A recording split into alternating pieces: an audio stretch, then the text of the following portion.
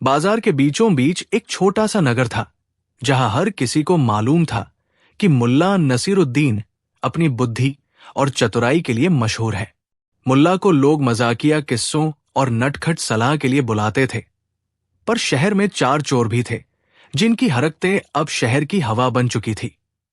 ये चारों चोर दोस्त थे और उनकी चोरियों का अंदाज ऐसा था कि लोग एक पल के लिए ठहर कर मुस्कुरा देते, पर मुस्कुराहट के पीछे दुख भी छिपा था।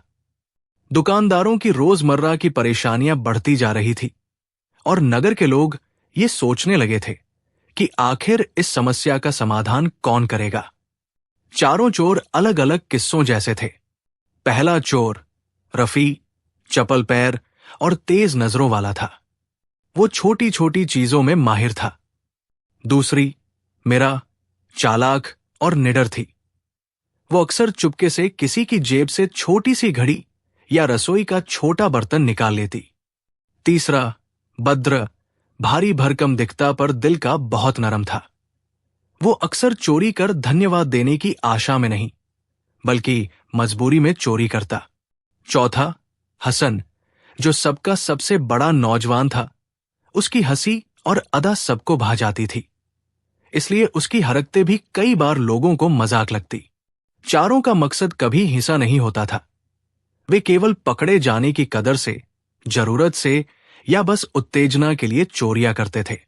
उनके काम की खबर शहर से बाहर पहुंच चुकी थी और लोग सोशल मीडिया और बातचीत में उन्हें वायरल चोरों के नाम से पुकारने लगे थे। किसी ने उनकी चोरी के किस्सों को नाचताश की तरह बढ़ा चढ़ाकर बताया और वे कहानी जैसे बन गए। एक दिन 24 घंटे की भीड़ भाड़ के बीच राजा के महल से एक बड़ी खुशखबरी आई। शहर के हुक्मरान ने ऐलान किया कि अगले हफ्ते मेले का आयोजन होगा और मेले में सबसे बड़ी चीज एक अनमोल घड़ी लाई जाएगी, जिसे शहर का गहना कहा जाता था। ये घड़ी नगर के सबसे प्रतिष्ठित दुकानदार के द्वारा महल को भेंट की गई थी। खबर फैलते ही बाजार में हलचल बढ़ गई। लोगों ने घड़ी देखने का सपना देखा। दुकानदारों ने सोचा कि मेले की वजह से उनके व्यापार को लाभ मिलेगा, पर मौजे मस्ती के साथ साथ एक चिंता भी थी। चारों चोरों की आंखें इस अनमोल वस्तु पर भी टिकी थी। लोग कहने लगे, ऐसा न हो कि वे घड़ी की चोरी कर लें। ये तो शर्म की बात होगी। मुल्ला नसीरुद्दीन को यह बात जल्दी ही सुनने में आ गई।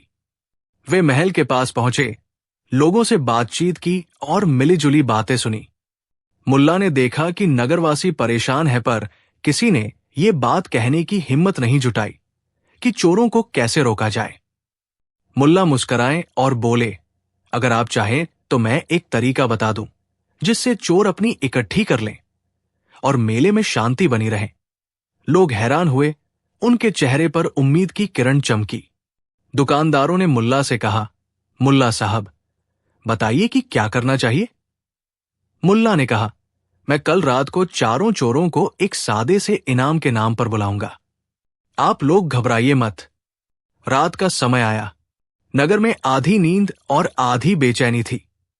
चारों चोर अपने अपने ठिकानों पर मिले और एक अजीब सी बात महसूस की।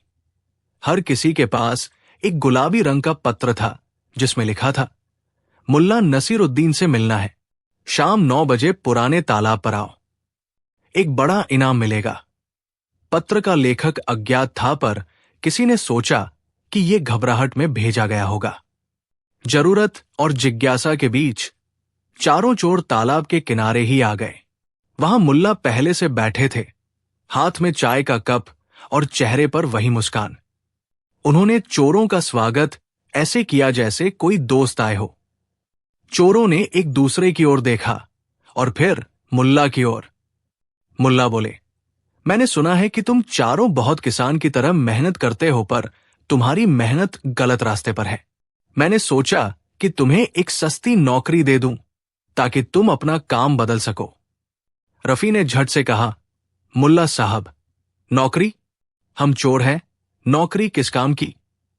मुल्ला ने जवाब दिया, अगर तुम मेरी एक तरकीब में साथ दोगे, मैं तुम्हें लोगों का सुरक्षा दल बना दूंगा और तुम्हें पूरा मानदेय दूंगा। मीरा ने नैरो स्माइल दी और बोली, तुम कोई मजाक कर रहे हो? मुल्ला बोले, ये मजाक नहीं, ये एक प्रयोग है।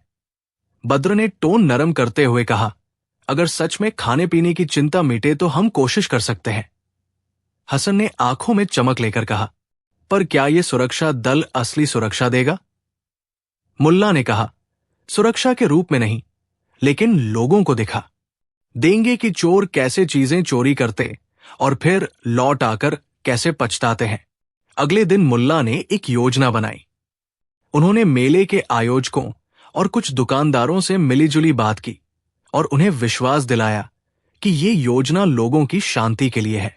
उन्होंने दुकानदारों से कहा कि वे घड़ी के चारों ओर ऐसे संकेत और चेतावनियां लगाएं कि कोई भी उससे जुड़कर पास न जा सके। फिर मुल्ला ने चारों चोरों से कहा कि वे मेले में आने वाले लोग बनकर घड़ी के निकट होंगे, पर उन्हें घड़ी छूने नहीं दिया जाएगा। इसके बदले में मुल्ला ने चोरों से कहा कि वे न केवल चोरी नहीं करेंगे, बल्कि मेले में लोगों को ये सिखाएंगे कि कैसे सावधान रहें। चोरों ने सोचा कि वो मजे में कुछ कर ले। उन्हें लग रहा था कि आखिरकार ये भी एक नई भीड़ है जिसे हंसाया जा सके। पर मुल्ला ने उनकी जिद भी समझी और उन्होंने एक और शर्त रखी, अगर तुम मेरी बात मानकर मेले में गलत काम नहीं करोगे तो मैं तुम्हें असली नौकरी दिलवाने में मदद करूंगा। मेले के दिन एक अलग ही हलचल थी। बाहरी इलाकों से लोग आए हुए थे। घड़ी को सजाकर महल से लाया गया और एक ऊंचे मंच पर सुरक्षित तरह से रखा गया था। चारों चोर अनुमान के मुताबिक जांचने की मुद्रा में इधर उधर घूम रहे थे, पर इस बार उनके हाथ खाली थे और उनकी आंखों में कुछ नया था। मीरा ने भीड़ के बीच खड़े होकर लोगों को हंसी में ले आई। वो बच्चों को चुटकुले सुनाती और बड़े बुजुर्गों को स्मृति की बातें बताती, जिससे लोग उससे आकर्षित हो गए। रफी छोटे बच्चों के बैग पर नजर रखते और हास्य में बताता कि कैसे कभी उन्होंने चोर किया पर आज वो बदल गया है। बद्र ने भूखे लोगों के लिए मुफ्त में चाय का इंतजाम किया और हसन ने बच्चों के लिए छोटी छोटी झांकियां बनाई। लोगों ने इन गतिविधियों को देखकर आश्चर्य महसूस किया। कुछ लोग गुस्सा भी हुए, पर ज्यादातर ने सोचा कि ये चोर भी बदल गए हैं। सोशल मीडिया पर भी तस्वीरें और वीडियो चलने लगे। लोग पोस्ट कर रहे थे कि चारों चोर कैसे मेले की सुरक्षा में मदद कर रहे हैं। कुछ ने लिखा कि ये सब मुल्ला की चाल है। धीरे धीरे वायरल चोर वाली छवि बदलने लगी। पर असल घटना तो तब हुई जब कुछ बाहरी बदमाश मेले में छिपकर घड़ी चुराने की साजिश कर बैठे। वे उस भीड़ का फायदा उठाकर घड़ी के पास पहुंचना चाहते थे। चारों चोरों ने ये योजना पकड़ ली। मीरा ने तेजी से बदमाशों की ओर इशारा किया और बिना किसी हिंसा के केवल हंसी ठिठोली और कुछ चालों से उन्हें घबरा दिया गया। रफी ने उनकी जेबें दिखाने का नाटक किया और बद्र ने उनकी टोकरियां खोलकर भीतर की चीजें निकालने का नाटक किया। हसन ने उन बदमाशों के सामने अचानक नाटक कर दिया जैसे वो अभिनेता कोई बड़ा पुरस्कृत हो। भीड़ ने समझना शुरू किया कि कुछ अजीब चल रहा है और जल्द ही समझ में आ गया कि वे असल चोर नहीं हैं।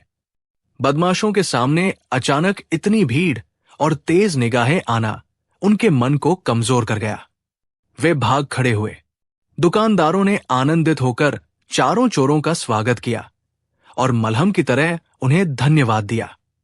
मुल्ला ने मुस्कान के साथ देखा कि कैसे उनकी छोटी सी चाल शहर में शांति ला रही है। मगर कहानी यही खत्म नहीं हुई। सोशल मीडिया पर यह दृश्य इतनी तेजी से फैल गया कि लोग शहर के इस नाटकीय सुरक्षा दल की तारीफ करने लगे। वीडियो में चारों चोरों की हंसी भरी नाटकीयता और मुल्ला की चतुराई दिखी। लोग लिखने लगे कि ये शहर कैसे मिलकर एक समस्या का हल ढूंढ लेता है। कुछ ने यह भी कहा कि सख्त कानून और सजा ही समाधान नहीं है, समझ और मौका देना भी जरूरी है। दुकानदारों ने मुल्ला से मिलकर कहा कि वे चारों चोरों को रोजगार देंगे। मीरा को एक कपड़े की दुकान में छोटी सजावट और पैकिंग सिखाने का मौका मिला। रफी को खाने पीने की दुकान पर एक छोटा काम मिला जहां वो बच्चों के खिलौने संभालता। बद्र को खाने की छोटी सी टपरी मिली और हसन को मेले और सांस्कृतिक कार्यक्रमों में छोटा कलाकार बनने का काम मिला। चारों ने जल्दी जल्दी इन अवसरों को स्वीकार कर लिया, क्योंकि अब उनके लिए चोरी करने का आकर्षण कम हुआ था और उन्हें असली आजीविका मिले जाने की उम्मीद जगी। समाज की प्रतिक्रिया भी बदलने लगी। कुछ लोग थे जो कहते रहे कि सजा ही सजा होनी चाहिए, पर अधिकतर ने महसूस किया कि लोग अपनी शरारतों और गलतियों से सीख कर बदल भी सकते हैं। मुल्ला ने कहा, कभी कभी एक समझौता, एक मौका और थोड़ा सम्मान किसी को रास्ता दिखाने के लिए काफी होता है। ये बात लोगों के दिलों में घर करने लगी।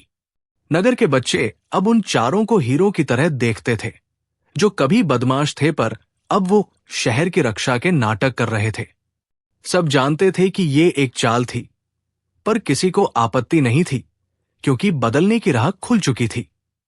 समय ने दिखाया कि बदलाव सतत नहीं होता, पर सही मौके और सही प्रेरणा मिलने पर असली परिवर्तन संभव है। चारों ने अपनी नई नौकरी में मेहनत की और धीरे धीरे वे अपने पुराने रास्ते भूलते गए।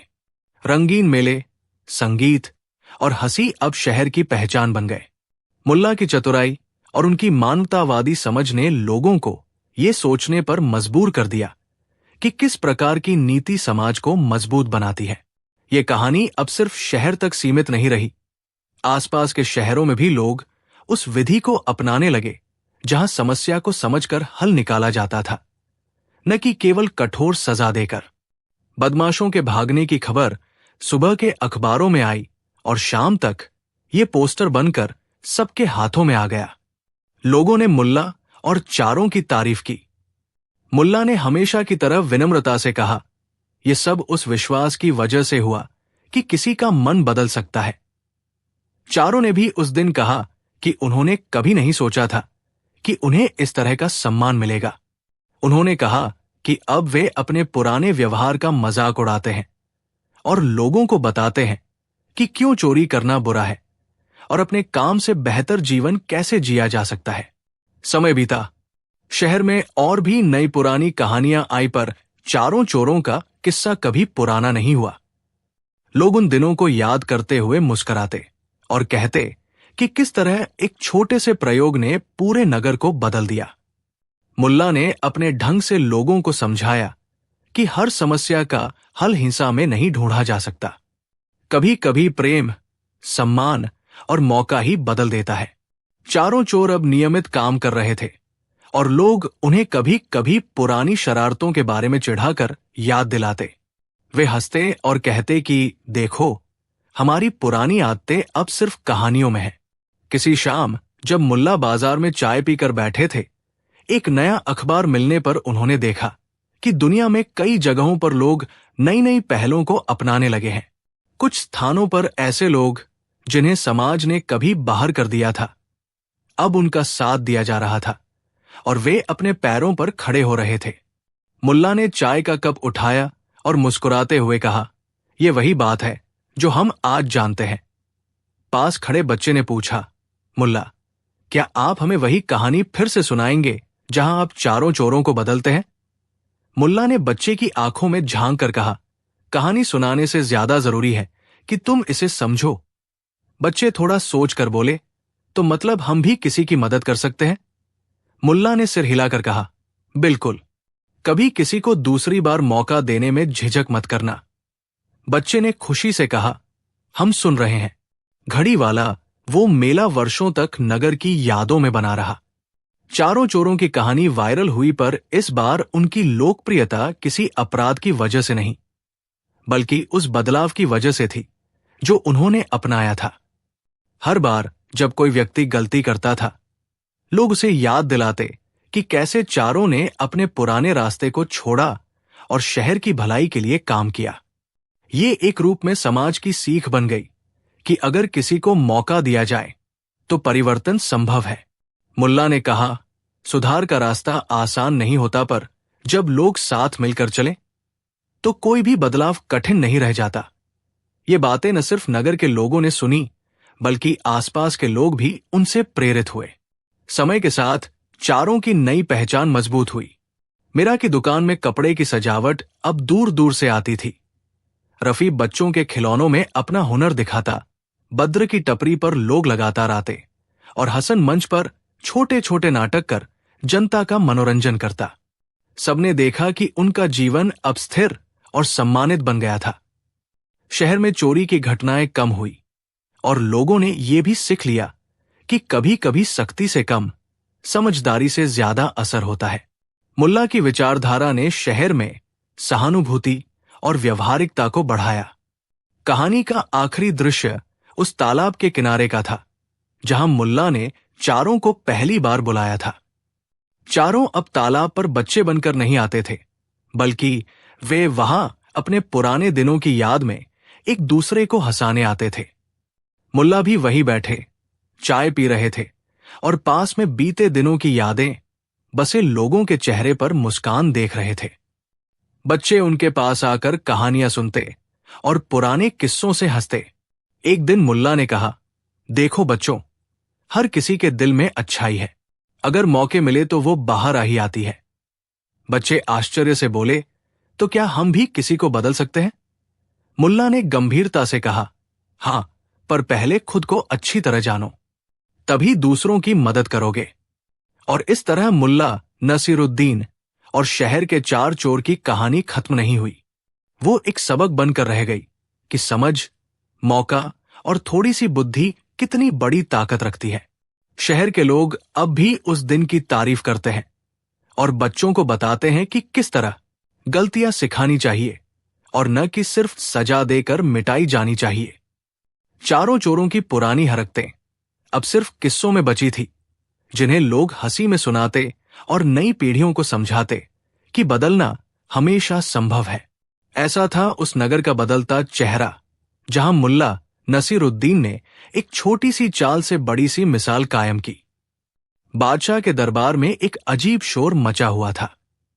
शहर भर की बातें एक ही जुबान पर आ गई थी, मुल्ला नसीरुद्दीन आज दरबार आ रहे हैं। कुछ लोग आशा से देख रहे थे, कुछ लोग घबराहट में, और कुछ तो इसलिए उत्साहित थे कि मुल्ला की बातें हमेशा मेहमानों की तरह चुभती थी और हंसी में गहराई होती थी। उस राज्य का राजा बुद्धिमान था, पर उसे लोगों की सच्चाई बताने वाला कोई नहीं मिलता था। दरबार में मंत्री, सेनापति, खजांची, सभा मंडली के लोग, महंत और दरबारी कवि सब अपनी अपनी जगह पर चमकते थे। हर कोई अपनी साख बचाए रखता, अपनी तारीफ सुनने में व्यस्त रहता और असलियत को ढक कर रखता।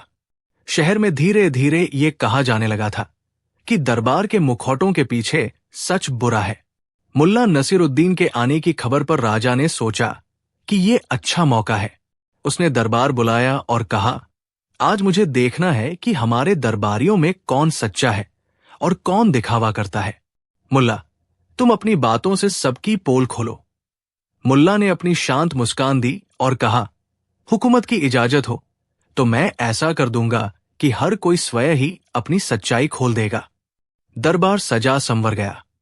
राजा ने आदेश दिया कि कोई भी दरबारी मुल्ला की बातों का विरोध न करे। अगर किसी ने गरम दिमाग दिखाया तो उसे समझाने का मौका दिया जाएगा।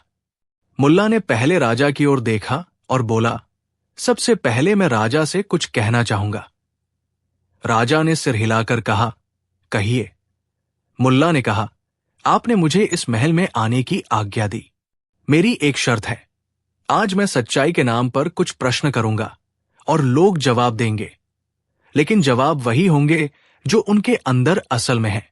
मैं किसी के ऊपर आरोप नहीं लगाऊंगा, मैं केवल मौके दूंगा कि वो स्वयं खुलकर दिखे। पहला व्यक्ति जो उठकर आया वो खजांची था।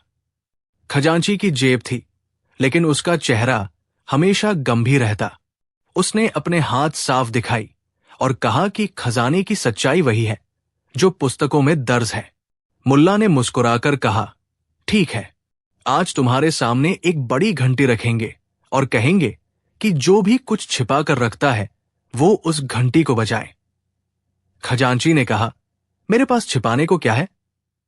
मुल्ला ने फिर भी कहा, लोगों को आना है और पूछना है कि खजांची का खजाना किसने बढ़ाया। दरबार में एक बूढ़ा कुम्हार आया। वो कहने लगा कि जब वो घर के बर्तन बेचता था तो उसे भी कभी कभी धोखा मिलता था। खजांची ने सख्ती से जवाब दिया कि सब कुछ रिकॉर्ड में है। मुल्ला ने बीच में आकर कहा, खजांची, अगर आप सचमुच सब कुछ खरे रखते हैं तो कल आप अपनी जेब खोल कर दिखाइए और उन पुस्तकों की नकल जनता के सामने पढ़िए जिसमें हर आने जाने वाली रकम की बात है। खजांची का चेहरा लाल हो गया। उसने कहा, हुकूमत ने मुझसे किताबें देखी हैं। मुल्ला ने कहा, ठीक है। खजांची ने अगले दिन किताबें जनता के सामने पढ़वाने का वादा किया, पर रात को ही कुछ दरबारी गपशप करने लगे कि खजांची की जेबें कुछ भारी है। मुल्ला ने बैठकर चाय पी और कहा, जो अपने ही दोषों को छुपाएगा वो खुद ही पोल खोलेगा। और अगले दिन जब खजांची जनता के सामने आया, उसकी जेब खाली नहीं थी। लोग देखकर चौंके। उसने बात टालने की कोशिश की, पर मुल्ला ने नम्रता से पूछा, तुम्हारे पास जमा क्या है? खजांची ने अंततः कहा, कुछ उपहार, कुछ अनुशंसा के पैसे, कुछ इंतजामात की राशि। मुल्ला ने कहा, तुमने उन्हें क्यों अपने खाते में रखा? खजांची ने कहा कि वो सब खजाने में दर्ज कर देगा, पर तब भी उसके शब्द किसी का विश्वास नहीं जीत पाए। राज ने देखा कि खजांची ने कानून की आड़ में अपनी जेब भरी थी। खस की पोल खुल गई। सबकी निगाहें अब दरबार के दूसरे सदस्य पर टिक गई। दूसरा बड़ा आदमी सेनापति था। सेनापति वीर था, शूरवीरता का प्रतीक, पर उसकी सेना का व्यवहार गांव वालों के साथ अच्छा नहीं था। मुल्ला ने कहा, जिससे आप भयंकर लगते हैं वही आपके सामने आएगा और वो बताएगा कि आप उसके साथ कैसे पेश आते हैं। एक हल्की बंदी ने खड़ा होकर कहा कि सेनापति ने उसके खेतों पर सिपाहियों को भेजकर अनीति करवाई थी और उसके हाथ से जमीन छीन ली थी। सेनापति ने कहा कि यह आदेश था, राज्य की सुरक्षा के लिए आवश्यक था। मुल्ला ने पूछा, तो राज्य का क्या है और गांव का क्या? सेनापति ने गुस्से में कहा कि जो आदेश है वो पालन करना होगा। मुल्ला ने कहा, आदेश और नैतिकता में फर्क है। अगर आदेश के नाम पर किसी की गुजारे की किरकिरी कर दी जाए तो वो असल आदेश का अपमान है। सेनापति की पोल यहां खुली कि वो अधिकार की ताकत में लोगों की पीड़ा नहीं देखता था। राजा ने देखा कि सेनापति के कंधों पर जो शिकवा है वो उसके दायरे में लिपटा हुआ था। तभी एक कवि खड़ा हुआ। कवि हर किसी की तारीफ में गीत गाता, पर उसका असली रूप अलग था। वो शायरियां सुनाता तो दरबार के लोगों की आत्माओं में मिठास भर देता।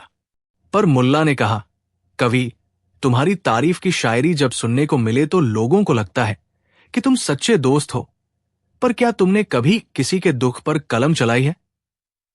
कवि ने कहा कि कला को राजनीति से ऊपर रखना चाहिए। मुल्ला ने पूछा, पर अगर तुम्हारी कलम सिर्फ तारीफ ही करे तो सत्य कहाँ है? कवि ने चुप रहना चुना। बाद में पता चला कि कवि को महल से कई इनाम मिलते थे ताकि वो राजा की महिमा गाए। उसकी पोल उसी समय लोगों के सामने खोल दी गई कि वो सच्चाई नहीं, केवल मीठी बातों का व्यापारी था। फिर मुल्ला ने महंत पर निगाह डाली। महंत धर्म की बात करते, पर उसकी निजी जिंदगी में ढेर सारी चमक दमक थी। उसने घर बड़ा बना रखा था। उसने अपने अनुयायियों से धन लिया, पर गरीबों के लिए कुछ कम किया। मुल्ला ने कहा, धर्म का दामन बड़ा भारी होता है अगर उसमें लालच भर दिया जाए। महंत ने कहा कि वो दान का प्रबंध करता है, पर जब एक विधवा आई और उसने अपनी छोटी सी रकम दान में देने की पेशकश की, महंत ने उसे टाल दिया कि अभी समय नहीं है। दूसरी ओर उसने राज दरबारियों के लिए भव्य भोज करवाया। जनता ने देखा कि महंत की बातों में अनिश्चितता है और उसकी पोल खुल गई कि धर्म और व्यवहार में दूरी है। एक एक करके सब दरबारी अपनी असलियत सामने लाते गए। कोई इतनी जल्दी नहीं मानता था, लेकिन मुल्ला की सादगी और सवालों की चाल ऐसी थी कि लोग खुद खुद बोलने लगे। एक दरबारी पर अशोभनीय प्रेम था। वो बाहरी राजा का दूत था और उसने दरबार में अपनी ताकत बढ़ाने के लिए झूठ बोला। मुल्ला ने साधारण प्रश्न किया कि कौन सा वचन सच्चा है और कौन सा रंगीन झूठ।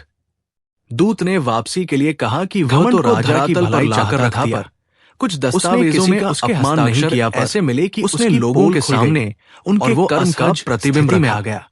मुल्ला ने हर पोल खोलते चेहरे बदलने कभी चिल्लाया नहीं। कुछ लोग शर्म से लाल में तर्जनी से संकेत चुप्पी में उतर गए। उसने मर्म से बहाना बनाने की कोशिश की, छोटी सी कहानी सुनाकर किसी साबित हुई।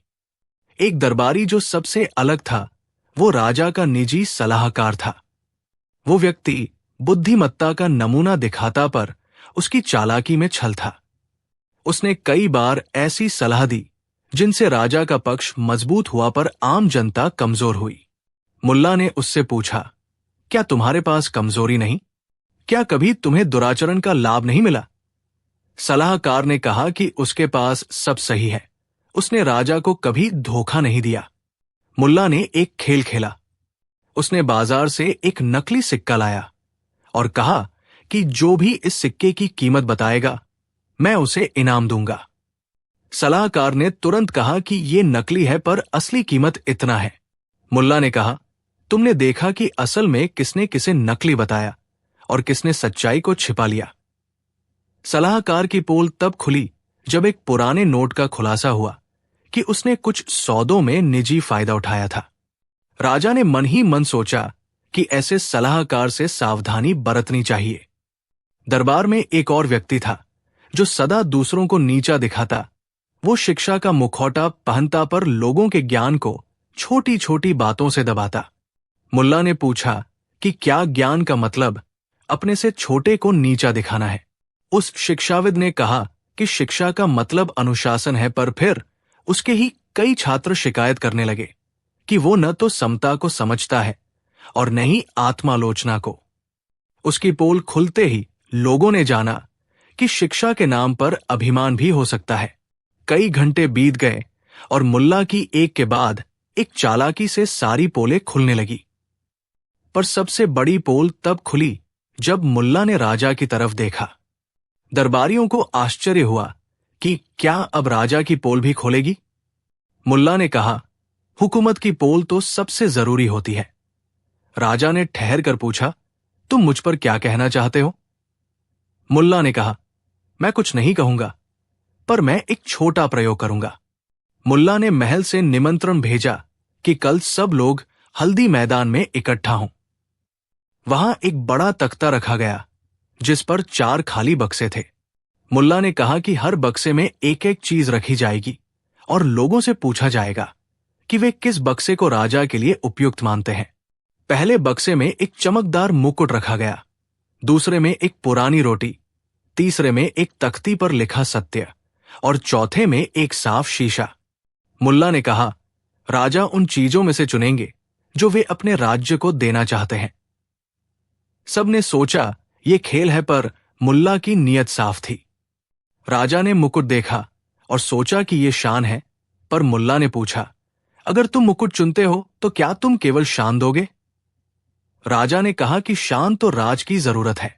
मुल्ला ने तब पुराने रोटी को उठाया और कहा, क्या तुमने अपनी कमी को खाने का लिहाज समझा है?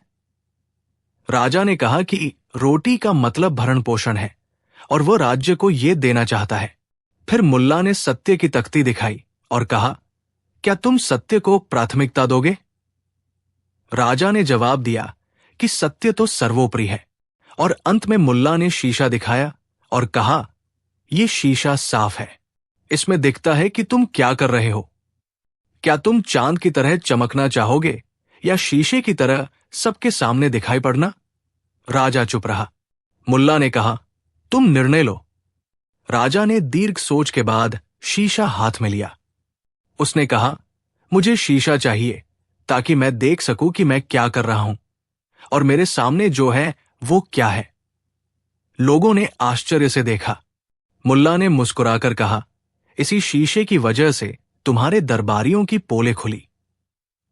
राजा ने पहली बार महसूस किया कि उसकी महिमा के पीछे कितनी बातें छिपी थी।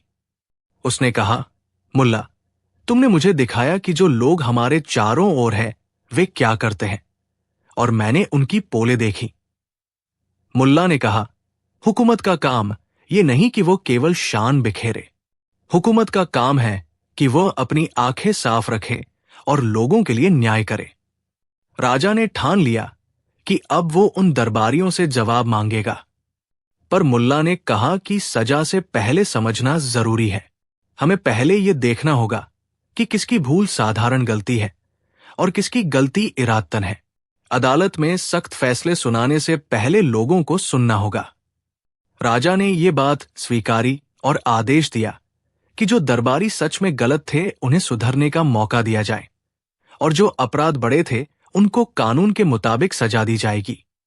दरबार में अब एक नई हवा आई।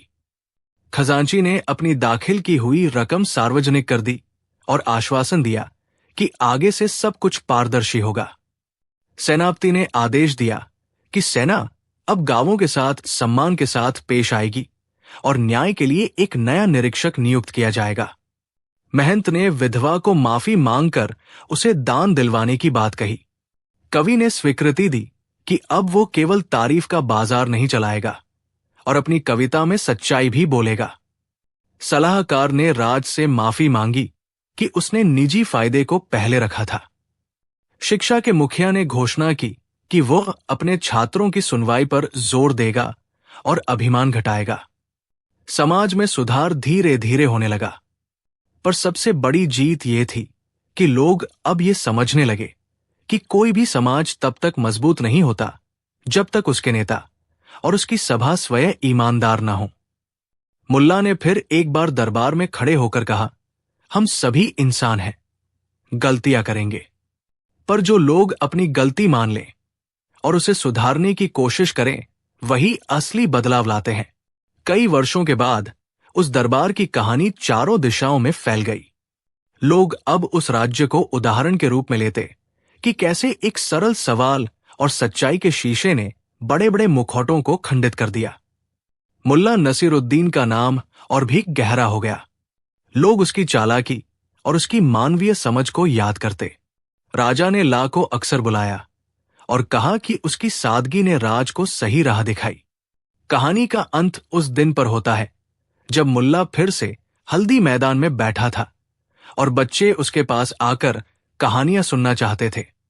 मुल्ला ने बच्चों को देखते हुए कहा, अगर तुम बड़े होकर किसी की पोल खोलना चाहो तो पहले उसे समझो, फिर सवाल करो, और सबसे जरूरी बात यह कि खुद भी साफ रहो। बच्चे उसकी बातों को आंखों में बैठा कर सुन रहे थे। किसी ने पूछा, मुल्ला, क्या पोल खोलना हमेशा सही है? मुल्ला ने कहा, हमतुल्लाह, पोल खोलना तभी सही है जब इसका मकसद सुधार हो, बदनाम करना नहीं। वो शाम हल्की ठंडी थी और हवा में किसी नए समय की खुशबू थी। दरबार के लोग अब ज्यादा सचेत थे।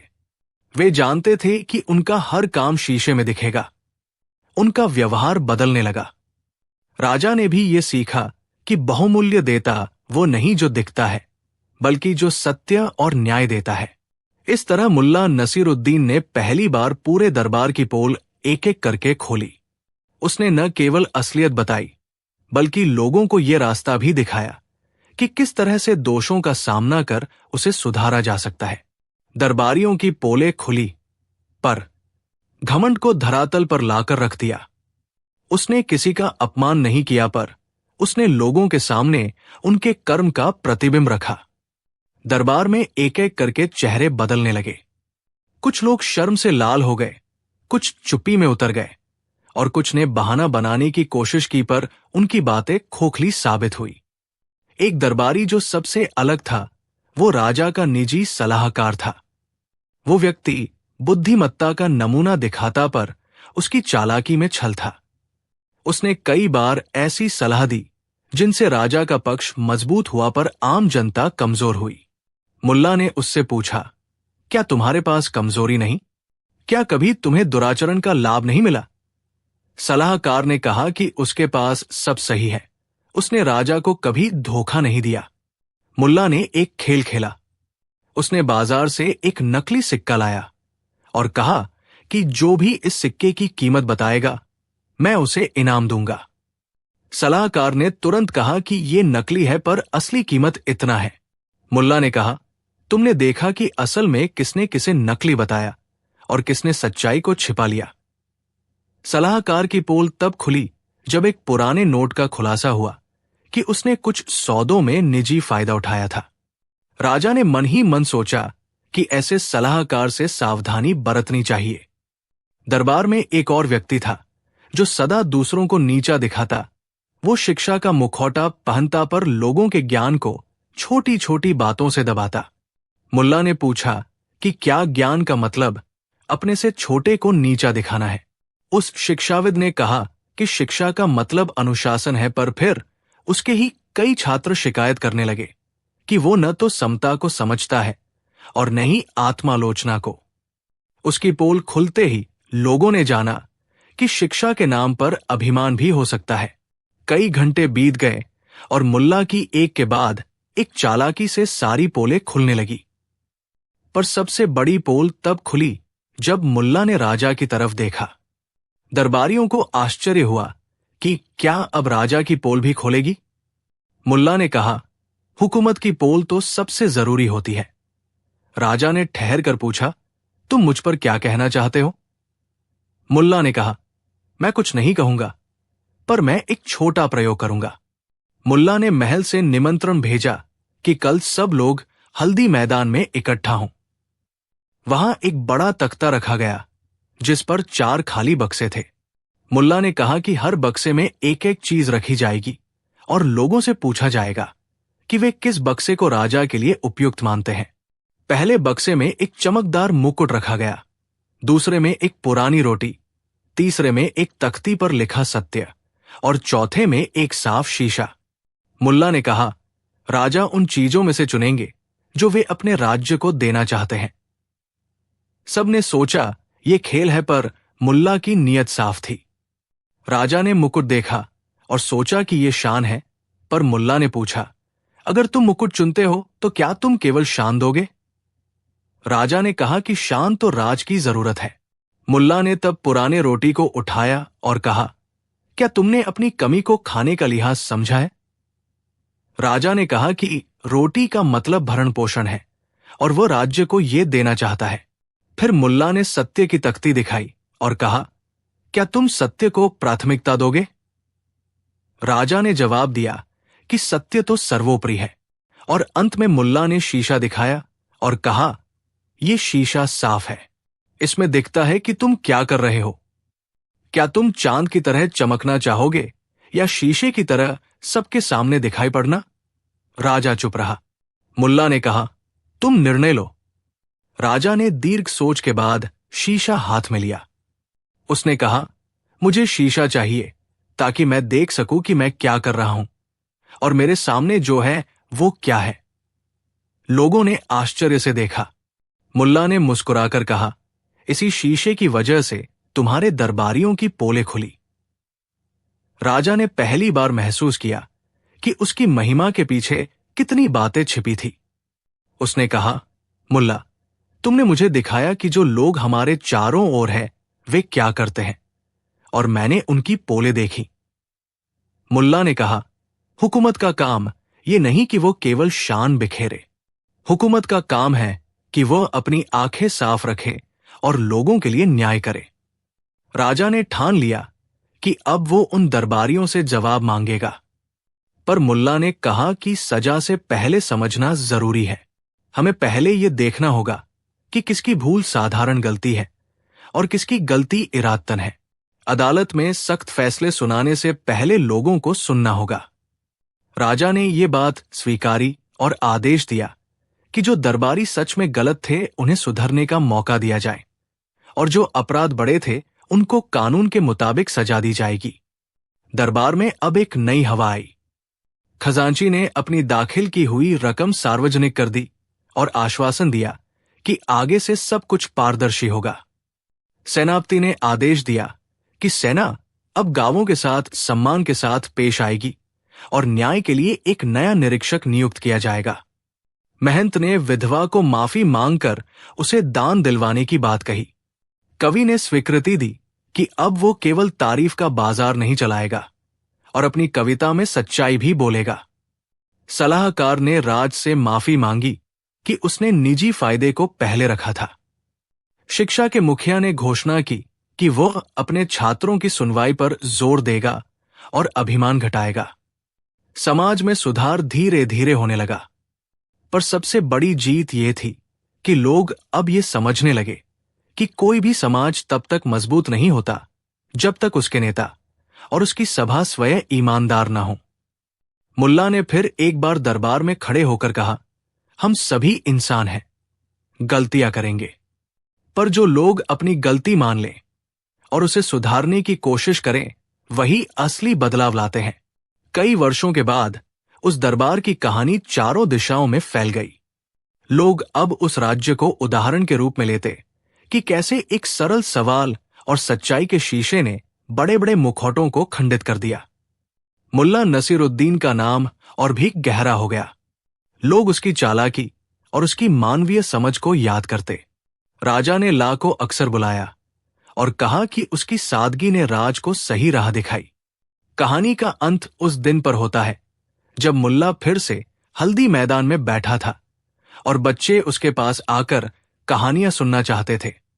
मुल्ला ने बच्चों को देखते हुए कहा, अगर तुम बड़े होकर किसी की पोल खोलना चाहो तो पहले उसे समझो, फिर सवाल करो, और सबसे जरूरी बात यह कि खुद भी साफ रहो। बच्चे उसकी बातों को आंखों में बैठा कर सुन रहे थे। किसी ने पूछा, मुल्ला, क्या पोल खोलना हमेशा सही है?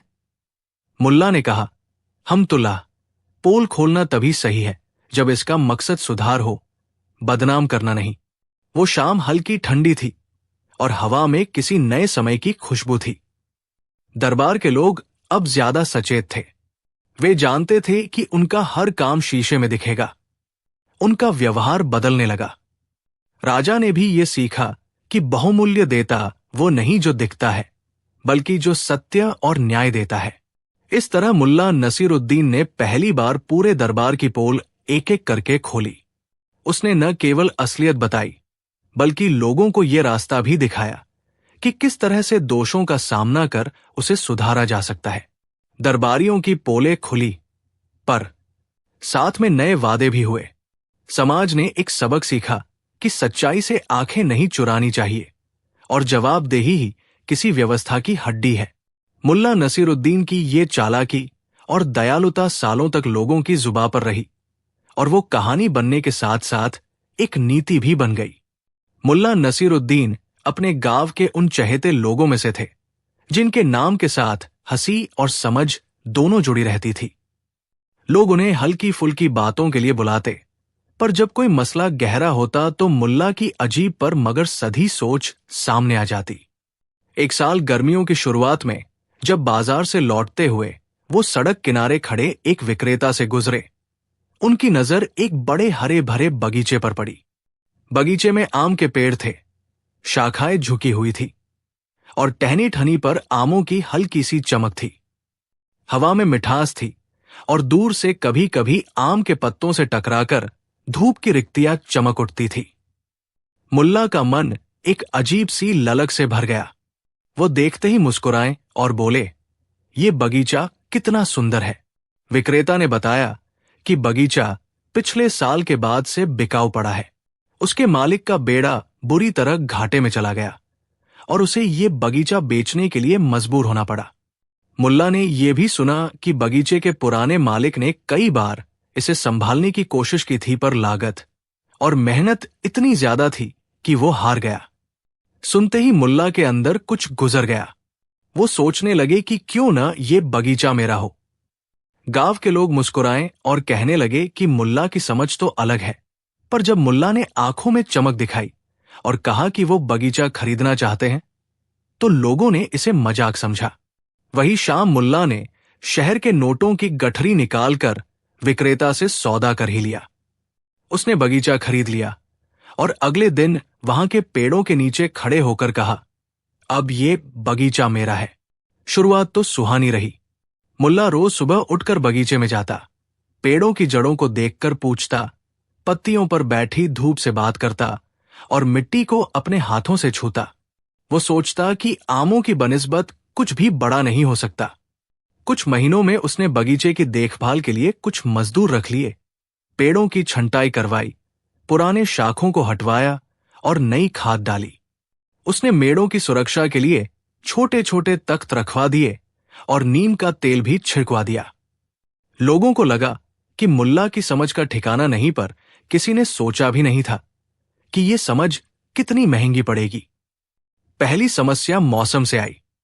उस साल गर्मी देर से आई, पर आते ही तेजी से तनी। दिन और रात में तापमान का बड़ा फर्क पड़ा। कुछ पेड़ों की जड़ों ने जवाब देना बंद कर दिया। किसान जोड़ियों की तरह अपने खेत में पानी देने की कोशिश कर रहे थे, पर कुएं सूखने लगे थे। मुल्ला ने देखा कि बगीचे की नजदीकी छोटी नदी में पानी कम है। उसने जल निकालने के लिए एक पुराना हैंड पंप मंगवाया, पर वो तेजी से काम नहीं आया। कुछ ही हफ्तों में कई आमों पर धनसी धनसी तरह की चिपचिपाहट नजर आने लगी। मधुमक्खियों की संख्या भी घट गई। किसान कहते हैं कि एक पेड़ का सूखना धीरे धीरे पूरे बगीचे का रोग बन जाता है। मुल्ला ने कई बार कोशिश की, पर हर कोशिश में खर्च बढ़ता गया। दूसरी समस्या चोरमुट भेड़ों की थी। बगीचे के किनारे गांव के कुछ जंगली बंदर और लोमड़ी जैसी शरारती प्रजातियां रात को आकर आमों को चट कर देती। पहले तो उन्होंने कुछ जाल और लोहे की झाड़ियां लगाई, पर बंदर चालाक होते गए। एक रात तो बदमाश भी आए।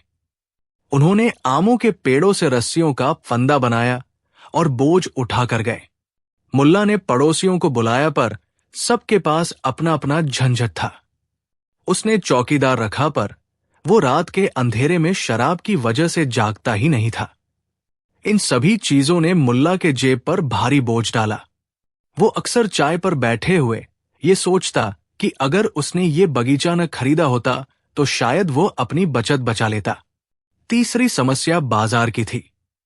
जब आम मौसम आया और फल पकना शुरू हुए तो मुल्ला ने सोचा कि बेचने में क्या दिक्कत होगी। पर बाजार के नियम अलग हैं। खरीदार जो शहर से आते थे वे हमेशा ही कम भाव बतलाते थे। मुल्ला ने सोचा कि वो सीधे मंडी जाकर बेच देगा, पर मंडी के दलाल और कोली लोग मिलकर कम भाव पर व्यापार कर लेते। ला ने भी तो समझ लिया कि उसे अच्छे भाव चाहिए। उसने तय किया कि वो अच्छा भाव पाने के लिए खुद शहर में जाकर आमों का थोक विक्रय करेगा। उसे लगा कि वो थोड़ी मेहनत करेगा और रुपए आएंगे। शहर का रास्ता लंबा था। मुल्ला के पास खुद का गाड़ी ऊंट नहीं था और उसने एक फूल वाले से पुराने बैलगाड़ी किराए पर लिया। बाजार के दिन उसने आम लदे गाड़ियां भेजी, पर रास्ते में ही कुछ गाड़ियां खराब हो गई। कुछ आम गाड़ी गिरने से चोटिल हो गए और कुछ बुरी तरह मौसम की मार झेल कर सड़ गए। मुल्ला ने ये सब देखा और गुस्सा आया, पर फिर सोचा कि इन सब चीजों के लिए कोई रास्ता निकालेगा। वो एक व्यापारी के पास गया और सोचा कि किसी बड़े व्यापारी से सौदा कर ले, पर व्यापारी ने उसे धीरे धीरे थका कर कम भाव दे दिया। मुल्ला ने जब व्यापारियों की गिनती देखी तो पता चला कि एक बड़ा व्यापारी बाजार को नियंत्रित कर रहा था और छोटे किसान उसका विरोध नहीं कर पाते।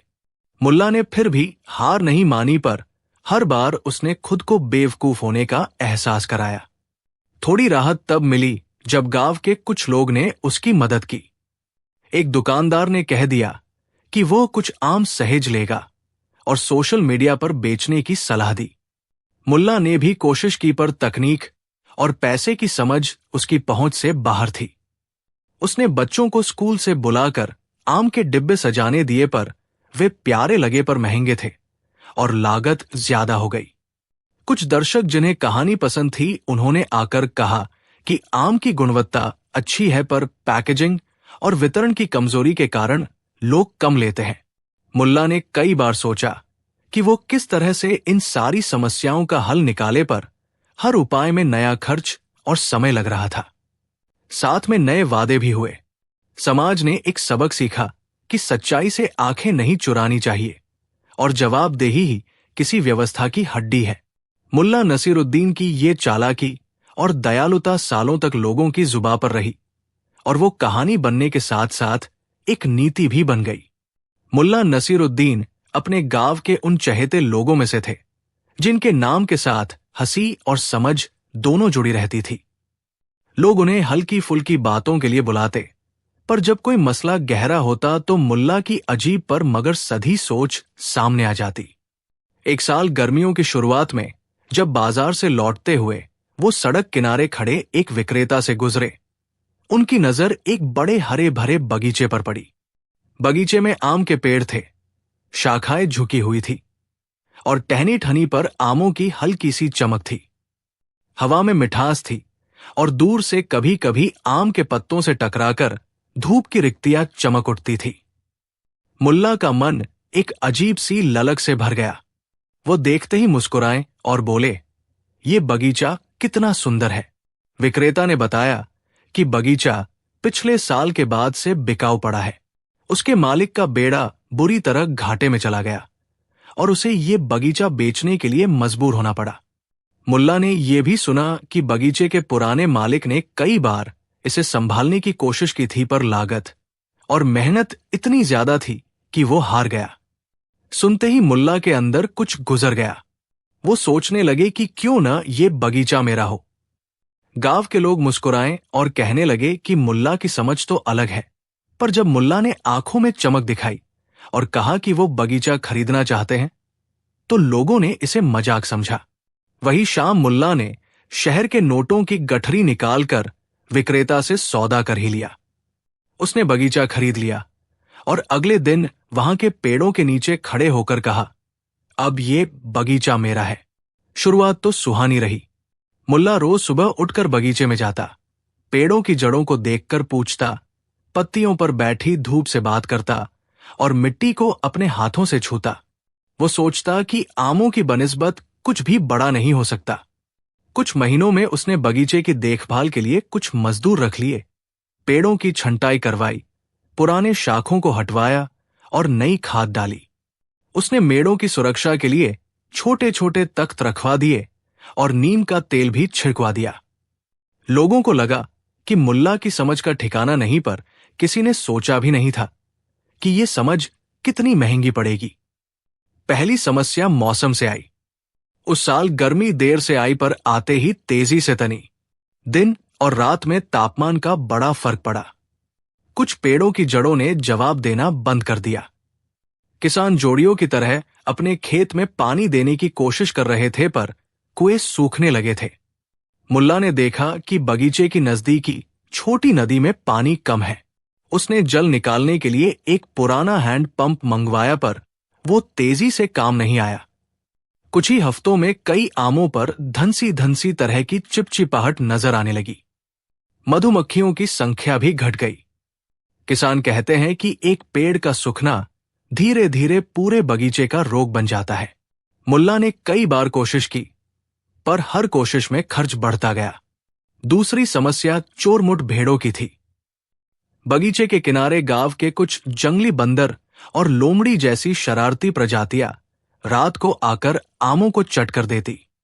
पहले तो उन्होंने कुछ जाल और लोहे की झाड़ियां लगाई, पर बंदर चालाक होते गए।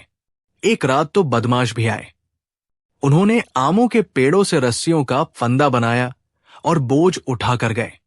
मुल्ला ने पड़ोसियों को बुलाया, पर सबके पास अपना अपना झंझट था। उसने चौकीदार रखा, पर वो रात के अंधेरे में शराब की वजह से जागता ही नहीं था। इन सभी चीजों ने मुल्ला के जेब पर भारी बोझ डाला। वो अक्सर चाय पर बैठे हुए ये सोचता कि अगर उसने ये बगीचा न खरीदा होता तो शायद वो अपनी बचत बचा लेता। तीसरी समस्या बाजार की थी। जब आम मौसम आया और फल पकना शुरू हुए तो मुल्ला ने सोचा कि बेचने में क्या दिक्कत होगी, पर बाजार के नियम अलग हैं। खरीदार जो शहर से आते थे वे हमेशा ही कम भाव बतलाते थे। मुल्ला ने सोचा कि वो सीधे मंडी जाकर बेच देगा, पर मंडी के दलाल और कोली लोग मिलकर कम भाव पर व्यापार कर लेते। लाने भी तो समझ लिया कि उसे अच्छे भाव चाहिए। उसने तय किया कि वो अच्छा भाव पाने के लिए खुद शहर में जाकर आमों का थोक विक्रय करेगा। उसे लगा कि वो थोड़ी मेहनत करेगा और रुपए आएंगे। शहर का रास्ता लंबा था। मुल्ला के पास खुद का गाड़ी ऊंट नहीं था और उसने एक फूल वाले से पुराने बैलगाड़ी किराए पर लिया। बाजार के दिन उसने आम लदे गाड़ियां भेजी, पर रास्ते में ही कुछ गाड़ियां खराब हो गई। कुछ आम गाड़ी गिरने से चोटिल हो गए और कुछ बुरी तरह मौसम की मार झेल कर सड़ गए। मुल्ला ने ये सब देखा और गुस्सा आया, पर फिर सोचा कि इन सब चीजों के लिए कोई रास्ता निकालेगा। वो एक व्यापारी के पास गया और सोचा कि किसी बड़े व्यापारी से सौदा कर ले, पर व्यापारी ने उसे धीरे धीरे थका कर कम भाव दे दिया। मुल्ला ने जब व्यापारियों की गिनती देखी तो पता चला कि एक बड़ा व्यापारी बाजार को नियंत्रित कर रहा था और छोटे किसान उसका विरोध नहीं कर पाते। मुल्ला ने फिर भी हार नहीं मानी, पर हर बार उसने खुद को बेवकूफ होने का एहसास कराया। थोड़ी राहत तब मिली जब गांव के कुछ लोग ने उसकी मदद की। एक दुकानदार ने कह दिया कि वो कुछ आम सहेज लेगा और सोशल मीडिया पर बेचने की सलाह दी। मुल्ला ने भी कोशिश की, पर तकनीक और पैसे की समझ उसकी पहुंच से बाहर थी। उसने बच्चों को स्कूल से बुलाकर आम के डिब्बे सजाने दिए, पर वे प्यारे लगे पर महंगे थे और लागत ज्यादा हो गई। कुछ दर्शक जिन्हें कहानी पसंद थी, उन्होंने आकर कहा कि आम की गुणवत्ता अच्छी है, पर पैकेजिंग और वितरण की कमजोरी के कारण लोग कम लेते हैं। मुल्ला ने कई बार सोचा कि वो किस तरह से इन सारी समस्याओं का हल निकाले, पर हर उपाय में नया खर्च और समय लग रहा था। एक दिन मुल्ला ने देखा कि एक बड़ा व्यापारी रात में बगीचे के समीप आया और किसी से बात कर रहा था। उसने छुपकर सुना कि व्यापारी कुछ गांव वालों से मिलकर बगीचे को सस्ते में खरीदने की साजिश कर रहा है। मुल्ला ने उस रात अपना चौकीदार पहरे पर लगाया और व्यापारी की बातें रिकॉर्ड कर ली। अगले दिन उसने व्यापारी से बातचीत की और सीधे कहा कि वो बगीचा नहीं बेचेगा। व्यापारी ने मुस्कुराते हुए कहा कि ऐसा क्यों? ये बगीचा तुम्हारे लिए भारी हो गया क्या?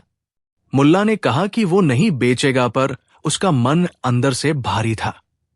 उसने देखा कि व्यवसाय की दुनिया में चालाकी की कोई कमी नहीं है और उसे पता चल गया कि उसकी निष्कपट किस्मत का फायदा लोग उठा रहे थे।